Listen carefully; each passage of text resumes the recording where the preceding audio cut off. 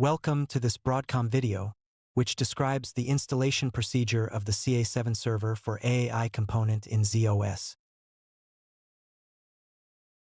First, we perform the installation, describing each step carefully. We simply execute the installer. Then, we start the instance manager, which is the interface. We are at the initial stage. Nothing has been installed. We create a temporary directory in USS under the ID directory of the user performing the installation. We call it AISZ/. We store the pax.z install package here. We unpack the file with the pax command. The user will not be the owner or user of the software. It's only used for the installation. When the installer is executed, z/OS libraries are created on a DAS-D or shared DAS-D if we're installing for multiple LPARs. These libraries are common to all software instances across all LPARs. We also install Unix components in each LPAR once, irrespective of the number of instances running in that LPAR. Each LPAR can host up to 8 instances. Each instance of CA7 and matching AI server should have its own software instance. It is nonetheless possible for 2 instances of the software, each associated with a CA7 instance, to send data to the same AAI. This is consistent with single pane of glass management. In z/OS, we need the complete Rex library on IBM Z or alternate Rex library. It needs to be available to every LPAR where at least one instance is to be created. The install prompts us for the available one so that it can install the components that work with that library. We have to create the ZFS product directory in USS. This should be different from the directory where the package was extracted. In USS, the user performing the installation should be different from the one running the solution. This execution user would be something based on the STC name like AIS7 AAI1. It needs read, write, execute on the product directory. We need to add a user ID to the CA7 instance, so we can invoke the CCI term API. Finally, if we're planning on using SFTP, then we'll need certificates for the USS user ID, which we create with the SSH keygen command. We'll spend quite a bit of time on file transfer procedures later on. Next is the AI host. We need to create a directory for data delivery. For each LPAR and each instance of CA7, we create a directory where the files will be delivered. These directories will be referenced in our instance configurations.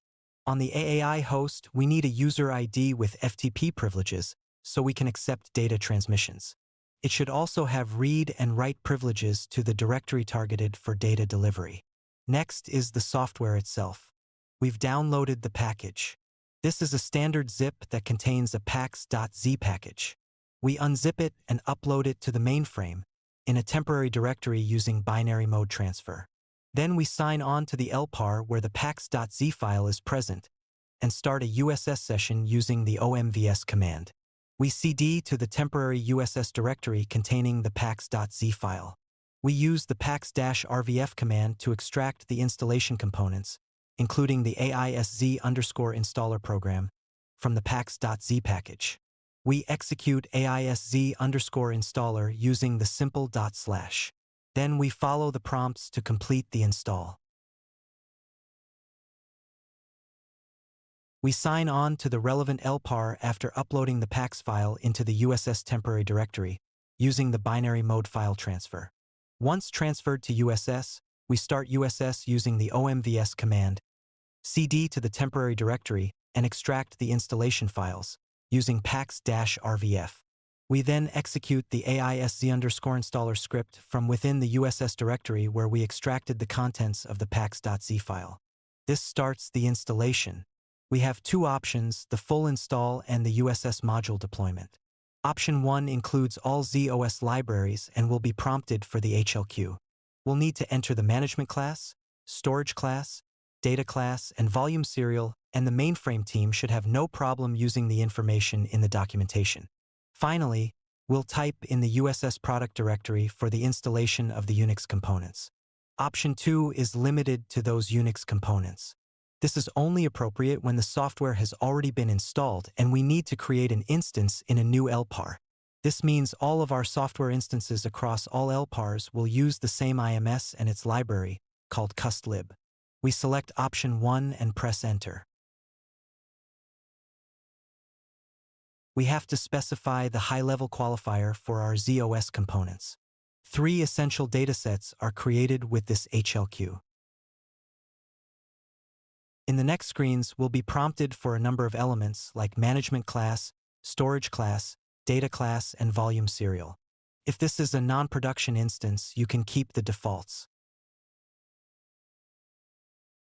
We're prompted for the product directory on USS, where the Unix components will be installed for the LPAR.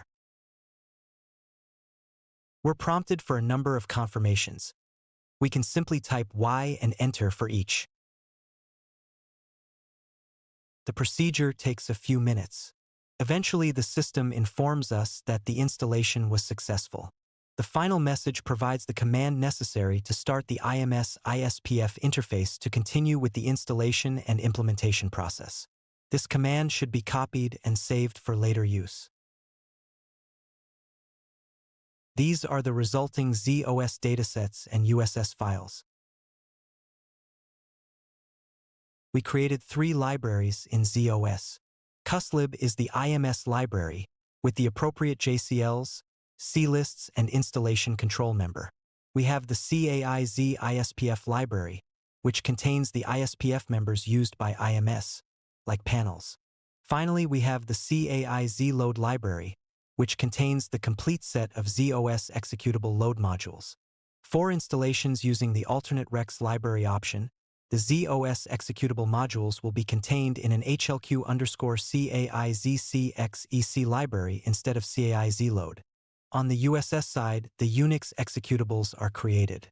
One of them is worth pointing out, AIS7 SRVR. This is the software server. As of this moment, it cannot be started because we do not have any instances. The JCL that invokes this Unix executable does not exist. Let's explain custlib. This is the library that contains all member JCLs and clists necessary to control IMS, the installation, and the instances. It also has an installation control member. At installation and prior to creating any instances, we only have the initial set of members. Later, when instances exist, custlib will contain software installation specifics and the master configuration, as well as the members necessary to run the software and control the instances. Member AISZ INST contains installation specifics. This includes the HLQ of the installation libraries, a list of LPARs to which the USS modules have been deployed, and the USS directory the USS modules were installed into on that LPAR. It also contains the various installation options selected during installation, such as full or alternate Rex. Later, member AIS7 IMCF, the instance management control file, will be created when the first instance is defined. This member contains the CA7 instances of the software that have been defined. AIZC prim starts IMS, which we use to manage our instances for both CA7 and IWS.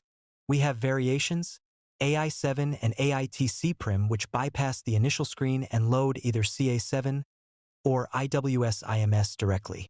Finally, we have the AIZ JG key JCL, which we'll use when we need to generate the public-private key pair for use with SFTP. There is nothing else to discuss in this library because we have not created instances.